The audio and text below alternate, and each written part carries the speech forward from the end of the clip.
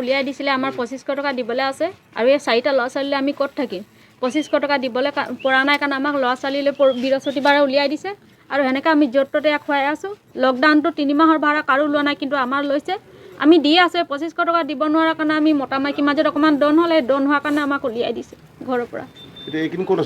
আমি এইকেইদিন এনেকৈ পৰহি দিনা মা ঘৰত থাকিলোঁ আৰু এনেকৈ য'ত ত'ত ল'ৰা ছোৱালীক লৈ খুৱাই আছোঁ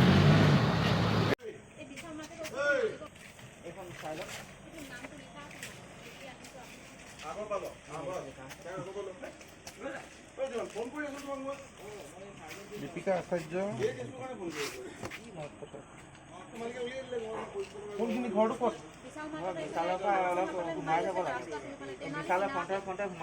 কি মালিকৰ নামটো কি দীপিকা আচাৰ্য দীপিকা আচাৰ্য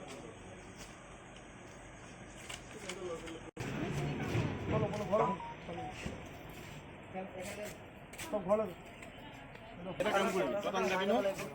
তাতে দুনক পাবি এই মানুহজনী এগেইনষ্টত বহুত এলিগেশ্যন আছে